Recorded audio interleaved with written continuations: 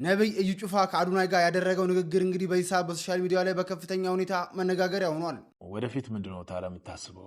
ወደፊት ስራዬ ካሁን በኋላ መንፈሳዊ ነው። አሁን እየተገለጸልኝ ነው። በጣም አዲሱን ጄነሬሽን በመንፈሳዊ ደረጃ ወደፊት እያሳየሁት እንደሆነ መንገዱን እየተሰማኝ ነው ያለው። ቃሉ በጣም ተመችቶኛል። በጣም ነው የተመቸኝ። እንደውም አንተ አሁን መሰገጥ ነው ያልኳለ መሰጋገጥ ነው። ሰላም ጤና ይስጥልኝ። እንዴት አላችሁ? እግዚአብሔር የተመሰገነ ይሁን። ወቅታዊ በሆነ ጉዳይ ተመልሼ መጥቻለሁ። እንግዲህ የምንመለከተው ነብይ እዩ ጩፋና እንግዲህ ታዋቂው ቲክቶከር አዶናይ ተገናኝተው ውይይት እንዳደረጉ ሁላችሁም አይታችኋል ብዬ አስባለሁ። እንግዲህ አዶናይን ልንነጠቅ ያለ ይመስለኛል።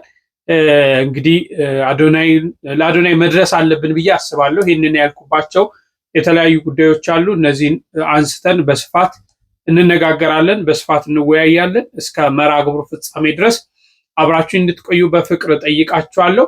ትንሽ ሰሞኑን አካውንታችን እንትን እያለ ስለሆነ ሁላችሁም ላይክ፣ ሼር ማድረጋችሁን እንዳትረሱ። እንግዲህ ከሁሉ በፊት በእውነት ዛሬ ታህሳስ 1 2018 ዓ.ም እንገኛለን። በኢትዮጵያ አቆጣጠር በጣም ትልቅ በዓል ነው በቤተክርስቲያናችን። ዛሬ ታህሳስ 1 የነብዩ የቅዱስ ኤልያስ በእሳት ሰረገላ ያረገው ነብዩ ቅዱስ ኤልያስ በዓሉ ነውና እስቲ ከሁሉ በፊት ይህን በዓል ማወቅ አለብን። እንኳን ለዚህ ዕለት አደረሳችሁ። እንከታተል።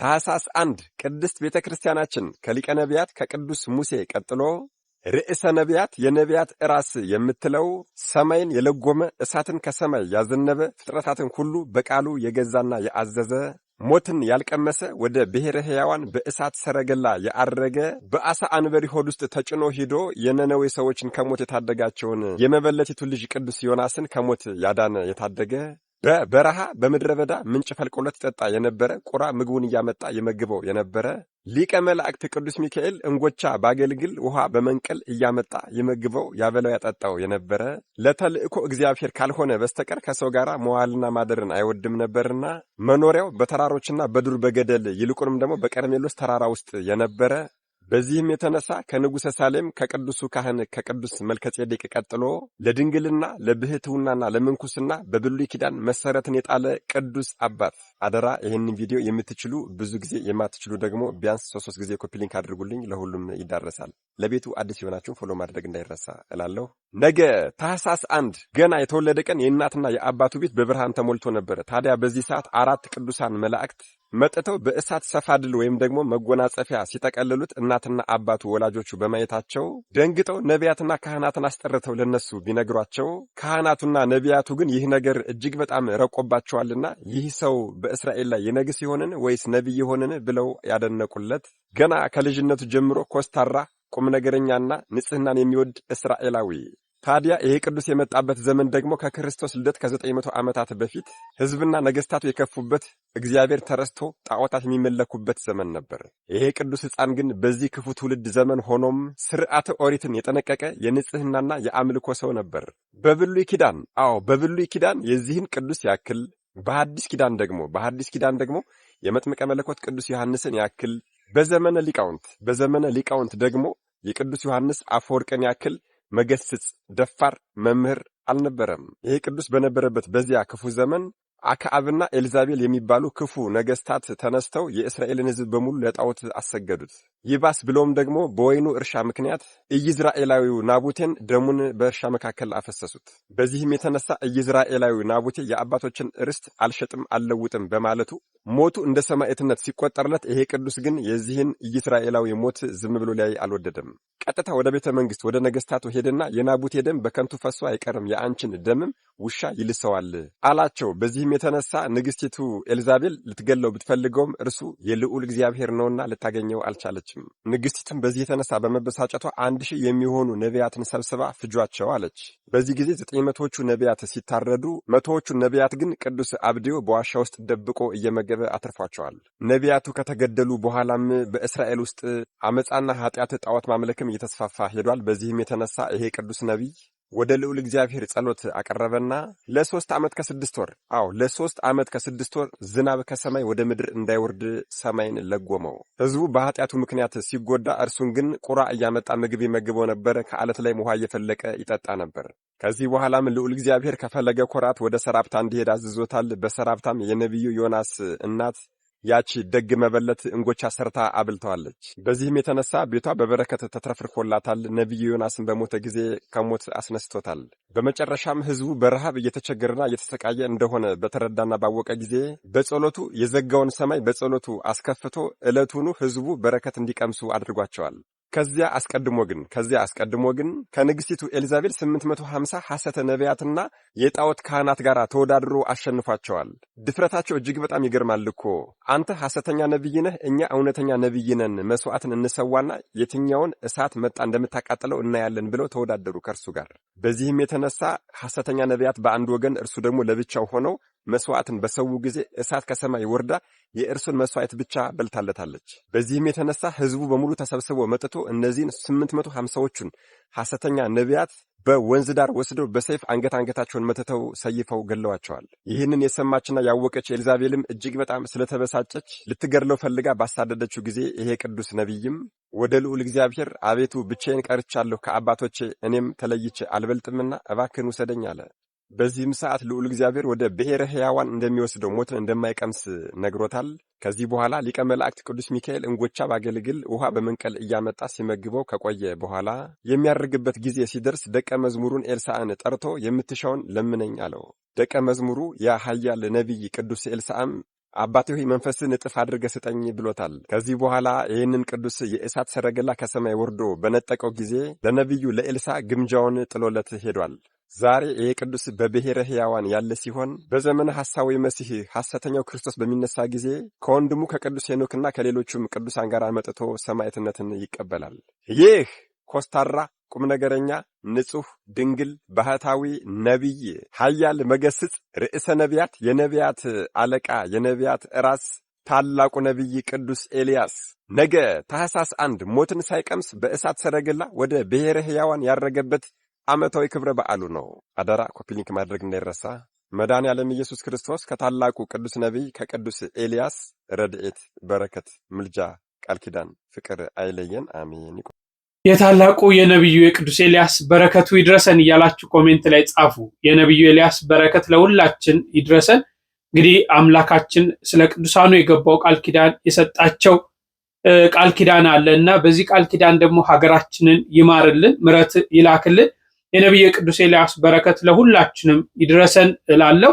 ሁላችሁም የነቢዩ የቅዱስ ኤልያስ በረከት ይድረሰን እያላችሁ ኮሜንት ላይ መጻፋችሁ እንዳትዘነጉ። እሺ ወደ ያዝነው አጀንዳ እንግባ። እንግዲህ አዶናይና ነቢዩ እዩ ጩፋ ተገናኝተው በቢሮ እንግዲህ ነቢዩ ጩፋ ጋር ሄደው ተገናኝተው ውይይትን አድርጓልና እንደው አንዳንድ ቪዲዮዎችን ላስቀኛችሁና የተነጋገሩትን በዛ ላይ በእውነት እንነጋገራለን። ሰግጠህ ረግጠህ አልሰማም ብለህ ታርጌትን ምታ ነው። የመረዳት አቅሙ ትንሽ የሆነ ሰው መሰገጥ የሚለውን ቃል ወስዶ ሱሪ አውልቆ ሊሄድ ይችላል። ይሄ የልጁ ጉዳይ ነው። በመቶ ጤናማ ውስጥ አንድ እብድ አይጠፋም። ይሄ ይጠበቃል። ምንም ብታስተምር አዶናይ ሀገር እያጠፋ ነው ብሎ መንግስት ጣልቃ ግባ፣ ትምህርት ሚኒስቴር ጣልቃ ግባ ማለት በጣም የወረደ ከመሬት በታች የሆነ አስተሳሰብ ነው። አዶናይ የሚያስተምረው ትምህርት አገርን ከጎዳ፣ ትውልድን ከጎዳ፣ ብሔርን፣ ፖለቲካን፣ ሃይማኖትን የሚነካ ከሆነ መንግስት ራሱ ያያል። በቂ በላይ የሆነ አይን ያለው መንግስት ነው። ቲክቶኩ ስላለ ሁሉም ሰው እንደዚህ ስልክ አድርጎ ማንኪያ ከእጁ ሲወርቅ መንግስት ይላል። ፍሪጁ አልከፈት ስል መንግስት ይላል። በሁሉ መንግስት ይላልና ቲክቶኩ ያመጣው ትሬንድ ነው። ይሄ ትሬንድና ሁሉም ሰው መንግስት ስላለ መንግስት ለሁሉም ሰው አቤት አይል። መንግስት የራሱ አሰራር አለው። መንግስት የራሱ ህግ አለው። ህገ መንግስት አለው። የሰዎችን የሀገርን ደህንነት እስካልነካ ድረስ እንደፈለገ አንድ ሰው ማራመድ ይችላል። በዚህ ነገር ላይ ዝም ብሎ ሰዎች መንግስት መንግስት መንግስት መንግስት ትምህርት ሚኒስቴር መንግስት ትምህርት ሚኒስቴር መንግስት ስላለ ሐሳብ መቀየር የለም። ወደፊት ምንድነው ታዲያ የምታስበው? ወደፊት አሁን እየተገለጸልኝ ነው። በጣም አዲሱን ጄኔሬሽን በመንፈሳዊ ደረጃ ወደፊት እያሳየሁት እንደሆነ መንገዱን እየተሰማኝ ነው ያለው። ስራዬ ካሁን በኋላ መንፈሳዊ ነው። እግዚአብሔር ምላሴ ላይ ነው የሚያድረው፣ ልቤ ላይ አድሮ መልእክት ይነግረኛል። እንደ ፍቅርን መስበክ ፈልጋለሁ፣ አንድነትን፣ በራስ መተማመንን፣ ስኬትን፣ ለዓላማ መቆምን፣ ለዛ በቃ መነሳት ፈልጋለሁ።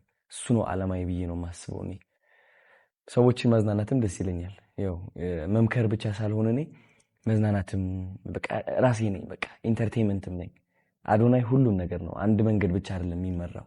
የፈለኩትን መንገድ መርጬ ሰው እስካልጎዳው ድረስ ትልቅ ደረጃ መድረስ ፈልጋለሁ። በመንፈሳዊ ደረጃም በዓለማዊ ደረጃም ሁሉም አመጣጠኝ። አሁን በቃ በእግዚአብሔር ያለኝ እምነት ከራሴ በላይ ነው። ከራሴ አልፎ ሰዎችም ላይ እያየሁት ነው። እግዚአብሔር መንገዴ ላይ እያየሁት ነው። በየሰከንዱ የሚያስተካክልልኝ ነገር አለና ተአምሩን ኦልሬዲ አይቻለሁ። ብዙ ሰዎች እንድፈራ ይመክሩኛል። ተጠንቀቅ፣ እንደዚህ ብትሆንስ፣ እንደዛ ብትሆንስ። ይህ ሁሉ ያመቻቸልኝ እግዚአብሔር ራሱ እጄን ይዞ ወደ ዓላማዬ እንደሚያደርሰኝ እርግጠኛ ነኝ። ሰይጣን ድሮን የለውም፣ ስናይፐር የለውም። የሰይጣን ትልቁ መሳሪያ ፍርሃት ነው። ፍርሃት ደግሞ ክሪፕል ያደርጋል። 2 ሜትር ቁመት ይዘህ ግን ሽባ ነህ፣ አትሄድም። ብዙ ገንዘብ አለህ፣ አትጀምር። አገር የሚቀይር ትልቅ ኤነርጂ ያለ አንተ ውስጥ አትሞክርም። ፍርሃት መጥቶ እንዳትሞክር ይላል። ፍርሃትን መዋጋት ያስፈልጋል። ፍርሃትን የምንዋጋበት የመጀመሪያው መንገድ በቃል ነው። መዝሙረ ዳዊት ምዕራፍ 118 ቁጥር 6 ላይ እግዚአብሔር ረዳቴ ነው አልፈራም፣ ሰው ምን ያደርገኛል? ይሄንን ወርድ ነው አንተ ስግጥ ፍምስ ውስጥ ያስተማርከው።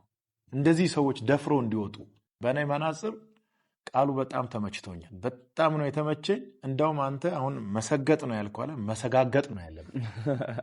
መሰገጥን እንደውም ትተህ መሰጋገጥ ነው ያለብህ። አዲስ ቃል እየጠበቁ ነው አሁን እንግዲህ ስግጥግጥ ፍምስ እንደዋለ ስግጥግጥ በቃ ወይ ስግጥግጥ ፍምስ። ስግጥ አንዴ ይረግጣል። ስግጥግጥ ግን 3 ነው የሚረግጠው። በደንብ መድረስ አለበት። እንደውም ማብዛት ይችላሉ። ስግጥግጥ እያሉ እንደውም እስከሚሳካላቸው ድረስ አያቋርጡ። ያ እያበዛህ መሄድ ነው በቃ። አቋምን ከቀየርክ አሁን የመጣው ነገር በሙሉ ተመልሶ ይሄዳል። አንተም የድሮ አዶናይ ትሆናለህ። እሺ፣ እንደተከታተላችሁት ነው። በዚህ ዙሪያ ወንድሞቻችን አንዳንድ የሰጧቸው ሐሳቦች አሉ። እነሱን እንመለስበታለን። ግን አንድ ነገር ላነሳ ፈልጋለሁ። ምንድነው ካላችሁን እንግዲህ በዚህ በስግጥ ፍምስ በሚለው ቃሉ ብዙዎች ማለት ይቻላል ጩኸት የጮሁ በትክክል አይደለም እያሉ ይህንን ልጅ ለመጣል በርካቶቻችን ስንጥር ነበር። ምንም ሀቅ ስለሆነ ማለት ነው። ይሄ ምንድነው ሳስብ 100% በተለይ እንዲህ አይነት ነገር ውስጥ ከ50 ከ60 ከ70% በላይ ያለነው እኛ ኦርቶዶክሳውያን ነን። ይህንን ልጅ ለመጣል ማለት ነው። ሰዎች ምን አለ መሰለህ፣ አንዳንዴ ሰዎች መልካም ሲሰሩ፣ ሰዎች ጥሩ ሲሰሩ፣ ሰዎች በጎ ነገር ሲሰሩ ያንን በጎ ነገር አናጎላው። እኛ ኢትዮጵያውያን ማለት ነው በጎን ነገር አናጎላው።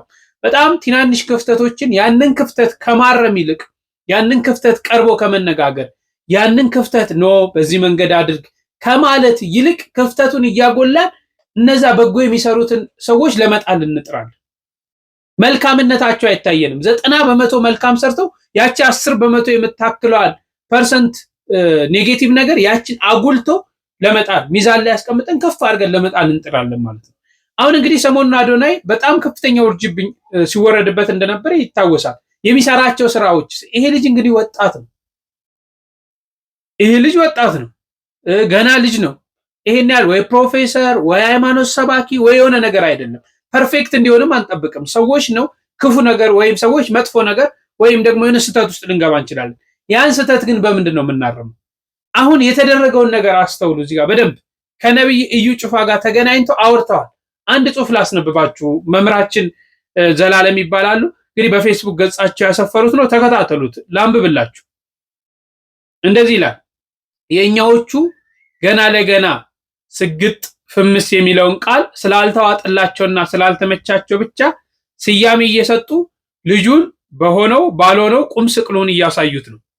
እስካሁን ብዙ ጊዜ ስለ አዶናይ በመጥፎ መንገድ ደጋግመው የሚጽፉ አሉ። ስህተት ካለበት እንኳን እስኪ በእነገሌ በኩል እንዲመከር እናድርገው ያለ አንድም ሰው የለም።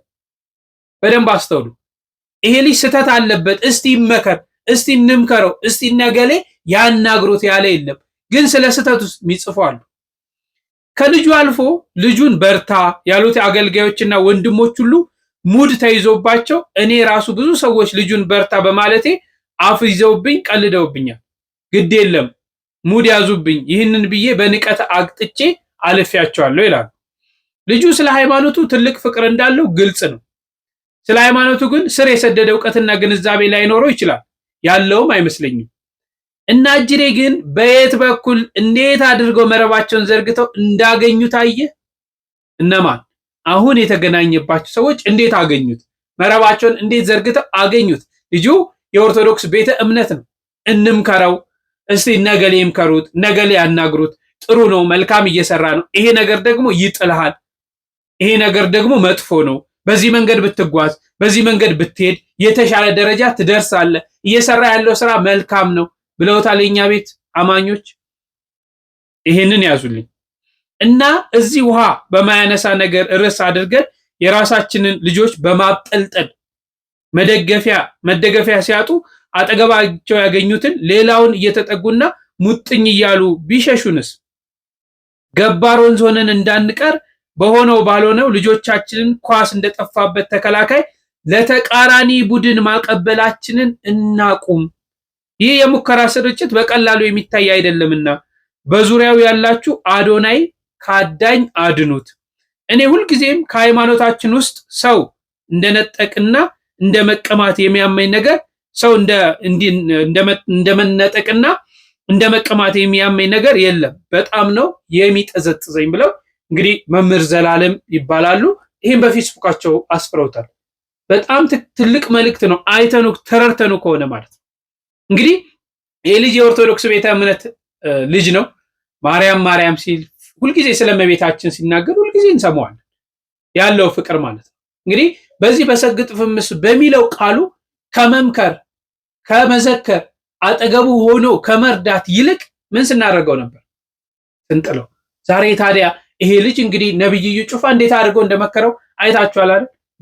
በአዶናይ ምክንያት እኮ ነብይ እዩ ጩፋን በርካታ ኦርቶዶክሳውያን አድምጠውታል፣ ሰምተውታል ምን እንዳለ ራሱ። እውነት ለመናገር ሲናገራቸው ሲመክርባቸው የነበሩ ነገሮች ምን ጥላቸው አይደል? ግን እኛ ቤት ያን የሚመክር ሰው ጠፍቶ ነው። ታዲያ ይሄ ልጅ ነገ ከነጎዲያ ቢወሰድ፣ ነገ ከነጎዲያ ወደዛ ብሄር ተጠያቂዎች እኛ ነው ብላችሁ አታስቡ? እስቲ ይሄን በደንብ አሰላስሉ፣ ሐሳብ ስጡበት። ወንድሞቻችን ያነሱትን ሐሳብ እኒና እሱም ስለ ስግጥ ፍምስ ያነሳቸው ነገሮች እናያለን። ተመልከቱት። ቃሉ በጣም ተመችቶኛል። በጣም ነው የተመቸኝ። እንደውም አንተ አሁን መሰገጥ ነው ያልከው አለ፣ መሰጋገጥ ነው ያለው። መሰገጥን እንደውም ትተህ ከነበረ ምንም ማድረግ አልችልም፣ ምክንያቱም መቅደም ያለበትን ነገር ስለማስቀደም። አንድ ሰው ኦርቶዶክስ ነኝ ካለ እሱን ለመምከር እሱ ስላለበት ሁኔታ ለመናገር ከአንድ ፕሮቴስታንት ይልቅ የኦርቶዶክስ አባቶች እንዲሁም የኦርቶዶክስ መምህራኖች ቀዳሚ ናቸው። እዚህ ጋር አዶናይ እያደረገው ያለው ነገር ብዙዎቻችሁ ያልተረዳችሁት የፕሮቴስታንት ወይንም ቤተክርስቲያን ላይ መንፍቅና የሚዘሩትን አካላቶች እንድንለማመዳቸው በንግግራቸውም እንድንማረክ ነው እያደረገ ያለው። ምክንያቱም ኮሜንቶቹን ገብታችሁ ከተመለከታችሁ በአንተ ምክንያት እዩ ጩፋን በደንብ ሰማሁት፣ በአንተ ምክንያት እዩ ጩፋን ወደድኩት ምናምን የሚሉ በጣም ብዙ ሰዎች አሉና እነዚህ በአዶናይ ምክንያት አዶናይ ባለማመደን የመንፍቅና ወይንም የመናፍቃን ሰዎች ምክንያት ነገ በትምህርታቸው ተማርከው ወይንም እዩ ጩፋን በአዶናይ ምክንያት የወደዱ ሰዎች በእዩ ጩፋ ነገ ቤተክርስቲያን ላይ በዘረው የመንፍቅና ተግባር ተማርከው ከቤተክርስቲያን እንደማይወጡ በምን እርግጠኛ ናችሁ? ይህን ነገር አስበው ነው ወይንስ አውቀህ አቅደ ነው የፕሮቴስታንት አስተማሪዎችን እንድንለማመዳቸው እንደዚህ አይነት ቪዲዮችን እየለቀቅ ያለው? ስላልገባኝ ነው። ሰላም ውድ ኦርቶዶክሳውያን፣ ይህንን መረጃ በደንብ ኮፒ ሊንክ፣ ሪፖስት፣ ሼር በማድረግ ለአዶናይ እንዲሁም ደግሞ ለዚህ አይነት ሀሳብ ላላቸው አድርሱልኝ። እስኪ ይህንን ቪዲዮ እንመልከትና እንመለስ። ወደፊት ምንድነው ታዲያ የምታስበው?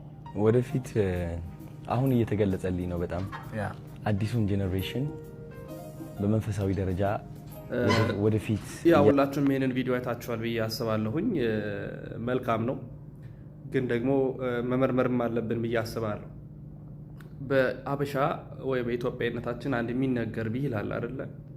እንደ ርግብ የዋህ እንደ እባብ ልባም ሁን ይላል። ይሄ ብሂል የተነገረው መጽሐፍ ቅዱሳዊ ትርጉም አለው። ያው የኖህ መርከብ ኦሪት ዘፍጥረት ላይ ያለውን ታሪክ ሁላችንም እናውቀዋለን እና የጥፋት ውሃ በዛ በነበረው በመርከብ ውስጥ በነበረው ስርዓት የተፈጠረውን ታሪክ በማንሳት ነው እንደ ርግብ የዋህ እንደ እባብ ልባም የተባለው።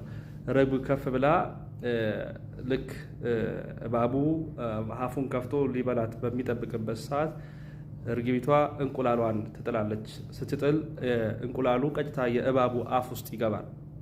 በዚህ ሰዓት በየዋህነቷ ነው እንቁላሉን የጣለችው።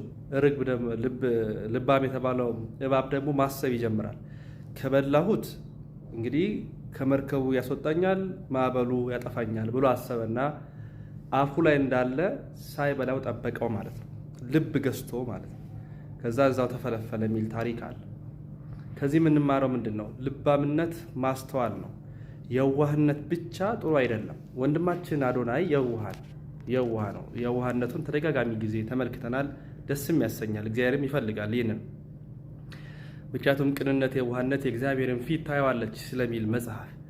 ግን ደግሞ አስተዋይነትም ያስፈልጋል፣ ልባምነትም ያስፈልጋል። በዚህ ደረጃ እዛ መሄዱ አግባብነት አለ ወይ የሚለው ጥያቄ ነው። የምንሄድበትን ቦታ በማስተዋል መሆን አለበት። ምክንያቱም የሚጠመደው መረብ የሚኬድበት ርቀት በየዋህነት ገብተን ኋላ ለመውጣት የሚከብደን እንዳይሆን። ስለዚህ የሄድክበት መንገድ ጥሩ ነው ብዬ አላምንም፣ እንደ አንድ ኦርቶዶክስ እና እንዳለም ኦርቶዶክሳዊ አማኝነት ማለት። ሌላው በየኮመንቱ እየተገባ እኔ ኦርቶዶክስ ነኝ ግን ዛሬ እንትና እንደ እዩ ጩፋ እንደዚህ ያየሁት ምናምን እያላችሁ ምጽፉ እንግዲህ ኦርቶዶክስ ናቸው የሚለው ጥያቄ ምልክት ነው አይመስለኝም። ምክንያቱም በተደጋጋሚነት ስንመለከት ስለነበር እና በጣም ማስተዋል ያስፈልገዋል የሚል መልእክት አለኝ። ጥሩ ነገር አንስተዋል። አንደኛው ወንድሜ ያቀረበውን ሀሳብ እንግዲህ የእኛ ሰዎች መች ቀረቡት? ከነብይ እዩ ጩፋ ጋር በምን እንደተገናኘ እንዴት እንደተገናኙ የምናውቀው ነገር የለም። ጠርቶትስ ቢሆን ና ይዞ በርታ፣ የጀመርከውን ነገር አታቋርጥ፣ ጥሩ ነገር እየሰራ ነው ብሎትስ ቢሆን ይልቅ እኛ እናድርግ ብለናል። ወጥቶ እንደው በሶሻል ሚዲያ እንኳን አይ ይሄ ልጅ እንዲህ ነው በዚህ መከር እንዲደረግ ያለ ሰው አለ? ስንት ነፍሳትን ነው እያጣን ያለነው ነው። አሁን ማሰብ ያለብን እዚህ ልጅ ላይ ትኩረት ብቻ ለማድረግ አይደለም። ስንት ኦርቶዶክሳውያንን በዚህ መንገድ አተናል። ትሪት ማድረግ ባለመቻላችን፣ ኦርቶዶክሳውያንን መምከር ባለመቻላችን፣ ቀርበን አይዟችሁ አለንላችሁ፣ በዚህ መንገድ ህይወታችሁን ታሸንፋላችሁ፣ እንዲህ አይነት ፈተና እንዲህ አይነት መከራ ሲገጥማችሁ በዚህ ታልፋላችሁ ብለን ስንት ኦርቶዶክሳውያንን መክረናል። ዛሬ እኛ ኦርቶዶክሳውያን አይደለም እንለው ገንዘብ ላለው የሆነ ነገር እውነት እናወራ ላለው አይደለ እንትን ምንለው እና ምናሽቃብጠው ስለ ቃሉ ይቅርታን። ስንት ኦርቶዶክሳውያን ከበረቱ እየወጡ ነው። ስንት ኦርቶዶክሳውያን እየተወሰዱ ነው። በእኛ ደካማ ጎን ሌሎች እየገቡ ማለት ነው። የኛ ቤተክርስቲያን ሙሉ ሆና ሳለች ግን ሌሎች በእኛ ደካማነት፣ በእኛ አለማስተዋልነት፣ በእኛ ስራ አለመስራትነት እንዴት ነፍሳት እየወጡ እንደሆነ ማሰብ ያስፈልጋልና በርካቶች በእንዲህ አይነት ሁኔታ ይሄዳሉ። ስራዎች መስራት አለብን ብዬ አስባለሁ። እሺ እስቲ በስግጥ ፍምስ ያነሳቸውን ሐሳቦች ላስቃኛችሁ። ሰግጥ የሚለው ቃል እንዳትጠቀሙ ብያቸዋለሁ። እንዳትጠቀሙ ጋይስ። ይህ ሰግጥ የሚለው ቃል እውነቴን ነው የምላችሁ በጣም ብዙ ጠላቶች ይዞ ቢመጣ አይገርማችሁ? ከምታስቡት በላይ ማለት ነው። እንግዲህ ከ2 ቀን ነው ከ3 ቀን በፊት ሰግጥ የሚለው ቃል እንዳንጠቀም ብዬ ፖስት አደረግኩኝ። ይህ ፖስት ደግሞ ከምን የመጣ ነው መሰላችሁ? ካለመሰገጥ የመጣ ነው። ስላልሰገጥኩኝ ነው ሰግጥ የሚለው ቃል አቁሙ ያልኳችሁ።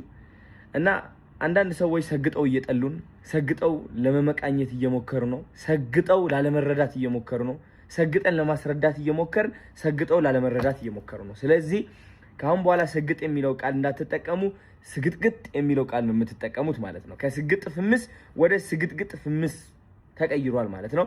ስግጥግጥ እሰጋግጣለሁ። ፍርሃት አያሸንፈኝም። እኔ በምንም ተአምር ፍርሃት አያሸንፈኝም። ስህተት እስካልሰራው ድረስ ፍርሃት አያሸንፈኝም። ለዓላማዬ ምሞት ሰው ነኝ። ለዓላማዬ እውነት ምቆም ሰው ነኝ። እኔ መሰገጥ ማለት ይህ ነው። ለዓላማ ቁም ብዬ እየመከርኩኝ እያለ እንዴት ከዓላማዬ እርቃለሁ? እኔ አንድ ሰው አልወደደውም፣ ያ ደስ አላለውም፣ ያ ይታገድልን ምናምን ስላለ ብቻ በፍርሃት ምክንያት ለዓላማዬ አልቆምኩም። እናንተ የመሰላችሁ ሰግጥ የሚለው ቃል ያቆምኩት ነው የመሰላችሁ። በቃ ሰግጥ ይኸው ሲምፕል 3 ቃላት ነው። ወደ ፍግት፣ ወደ ትግት፣ ወደ ስርት ፍምስ እንቀይረዋለን ምናምን እያላችሁ ነበር። ቃላቱ አይደለም። this is my integrity የአዶናይ ኢንቴግሪቲ ነው ይሄ። ስግጥ ማለት ትርጉም አለው። ትርጉሙ ደግሞ እኔ ሰጥቼዋለሁ። በጠላቶች ስም ደግሞ ይህ ትርጉም ሊቀየር አይችልም። 90% ሰዎች የምንስማማበት ትርጉም ነው ስግጥ ማለት። ገባችሁ? ሰግጥ እላለሁ። አሁን ደግሞ መሰገጥ ብቻ ሳይሆን መሰጋገጥ አለብን ጋይስ። ሰጋግጠን ነው መስራት ያለብን። ሰጋግጠን ነው በራሳችን መተማመን ያለብን። ሰጋግጠን ነው ደፍረን መውጣት ያለብን። ስግጥግጥ እሰጋግጣለሁ። ስግጥግጥ ፍምስ የታባ እንግዲህ እንደተመለከታችሁት ነው ሐሳቡን አንስቷል። ያው አልተወውም ብሏል። እንግዲህ ደግሞ ይሄንን ተመልከቱ። የስግጥ ፍምስ ህጎች ብሎ አስቀምጧል። እስቲ እነዚህን ህጎች እዩዋቸው። አንደኛ በራስ አለማፈር ነው። ሰዎች ማንም ሰው በራሱ ማፈር የለበትም ኃጢአት ካልሰራ በስተቀር ማለት ነው። ሁለተኛ ራስን መውደድ ነው የሚለው። ሁላችንም ደግሞ ራሳችንን መውደድ አለብን። በራስ መተማመን ነው። ይሄም በጣም ጥሩ ነው። የሰውን አሉታዊ ምክር አለመስማት ነው። አሉታዊ ሊጥለን የሚችሉ ነገሮች ማለት ነው። መጥፎ የሆኑ ምክሮችን አለመስማት አሉታዊ ነው ያለው። የሚጥሉ ነገሮችን አለመስማት ነው። የጀመርነውን ደግሞ አለማቋረጥ ነው አምስተኛው። ስድስተኛ ሰዎችን መርዳት በጣም ጥሩ ነው። አለመቅናት በጣም ጥሩ ነው። 8 አለመወዳደር፣ ራስን ሆኖ መገኘት፣ ከሰዎች ጋር አለመፎካከር። 9 ታለንት የለኝም አለ ማለት። ሁላችንም የየራሳችን ተሰጥኦ ሊኖረን ይችላል። 10ኛ የሰውን ሰላም አለመጋፋት። አዎ 11 የሰውን ደህንነት መጠበቅ። 12 ሰርተን ሀገርን በጥሩ ማስጠራት። 13 ለዓላማ መቆም። የስግጥ ፍምስ ህጎች እንግዲህ እነዚህ ናቸው ብለው አስቀምጧል ማለት ነው። እንግዲህ በዚህ ላይ ሐሳባችሁን ስጡ። እኔ ግን ልል የፈለኩትን ነገር በደንብ እንድትረዱኝ ይፈልጋለሁ። ስለ አዶናይ ያነሳን እንጂ በርካታ ኦርቶዶክሳውያን በርካታ እህት ወንድሞቻችን እኛ ስራ ባለመስራታችን፣ እኛ ትሪት ባለማድረጋችን፣ እኛ ቀርበን ባለማወያየታችን፣ እኛ ቀርበን ችግሮቻቸውን በጋራ አለመፍታታችን፣ እኛ ቀርበን አይዟችሁ በዚህ መንገድ ሂዱ በርቱ ጠንክሩ ባለማለታችን፣ እኛ ቀርበን እንዴት በንስሐ ህይወት መመላለስ እንዳለባቸው እንዴት ስለ ሃይማኖታቸው ማወቅ እንዳለባቸው ባለመንገራችን፣ ባለመምከራችን፣ ባለማስተማራችን በርካቶች በዚህ ባለብን ክፍተት እየገቡ ነፍሳትን እየወሰዱ ኦርቶዶክሳውያን ስናጥላላ እኛ እርስ ወንድሞቻችንን ስናጥላላ ስናንቋሽሽ ሌሎች ገብተው አይዞ ሲሉት እንግዲህ ባሄድ ራሱ አይገርመኝም ማለት ነው። ስለዚህ እንደዚህ አይነት ስራዎች ላይ መስራት አለብን ብዬ አስባለሁ። እሺ እስቲ በመጨረሻ ይህንን በደንብ አስተውሉት። ይህንን እንከታተልና እንጨርሳለን። ኢየሱስ ሲደመር ምንም ነው። በቃ ምንም። አሁን እኛ ክርስቲያኖች እንዲህ ነው። ምንም አያስፈልግም። አቤት ያሶያታችሁ ከእግዚአብሔር ጋር ያለን ግንኙነት ኮዝ ኤንድ ኢፌክት ላይ የተመሰረተ አይደለም። በምክንያትና በመርህ ላይ የተመሰረተ አይደለም። በሳምንት 2 ጾማለሁ፣ አስራቴን እሰጣለሁ። እንደዚህኛው ሸቃባ ሰውዬ ስላላረከኝ አመሰግናለሁ አለ። መጽሐፍ ምን አለ?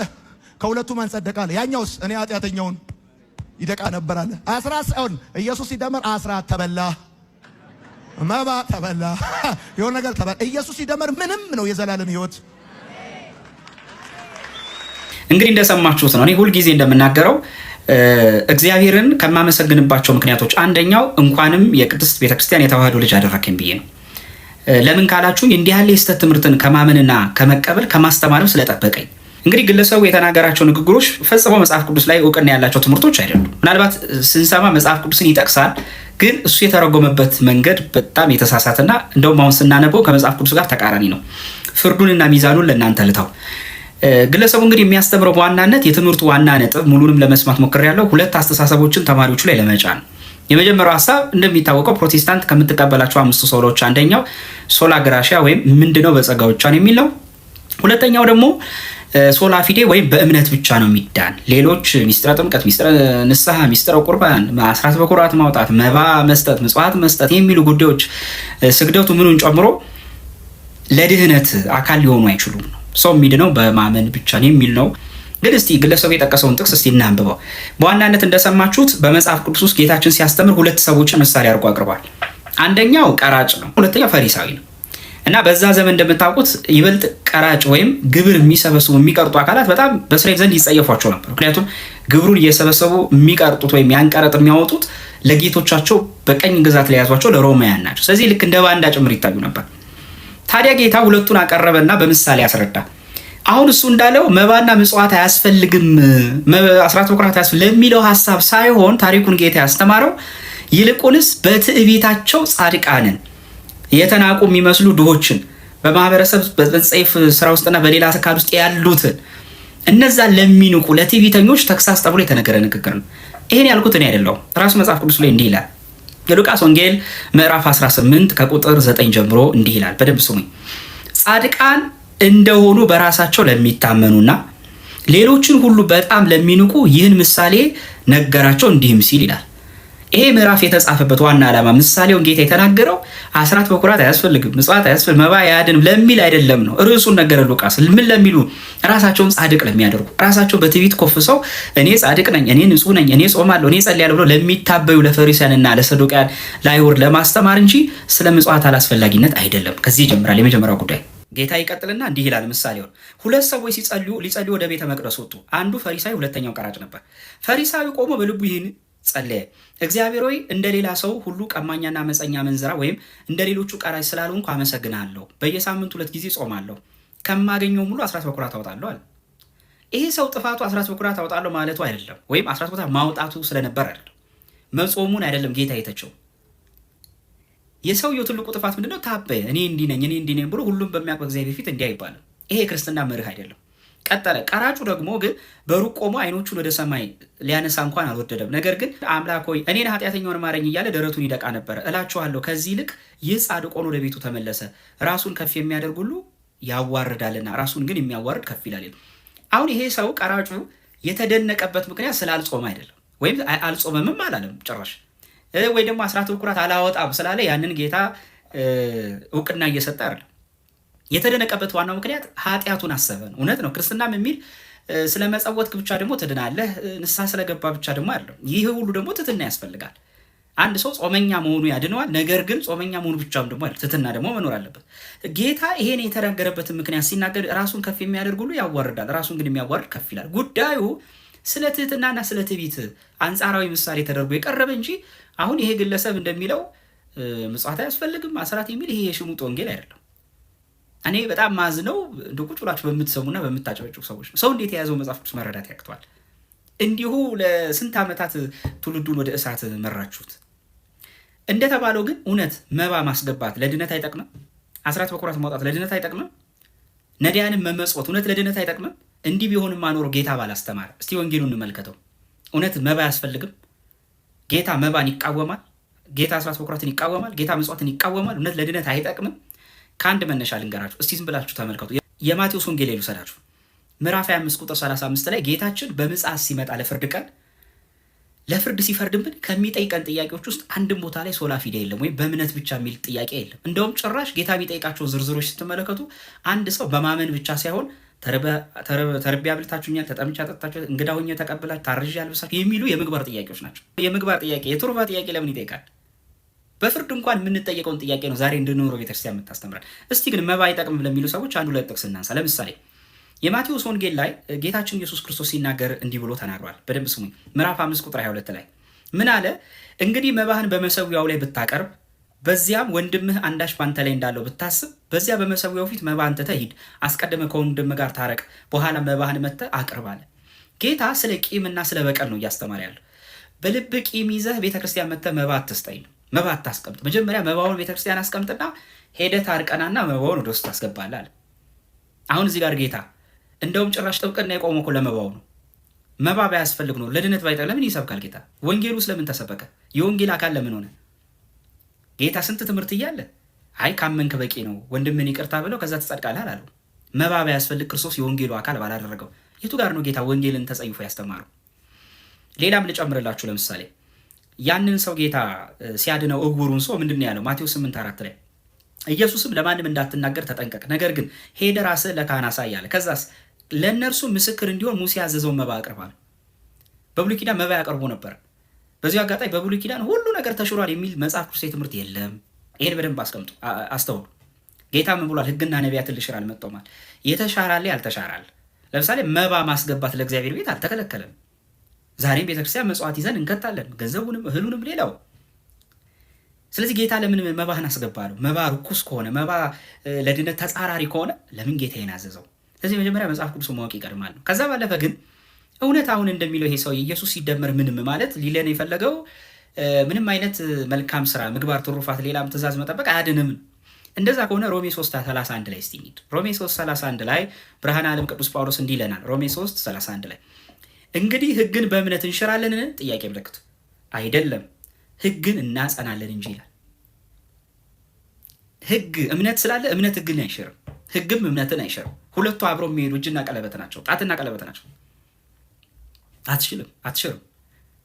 ደግሞ አለው እንግዲህ ሕግን በእምነት እንሽራለን ነው ያለ።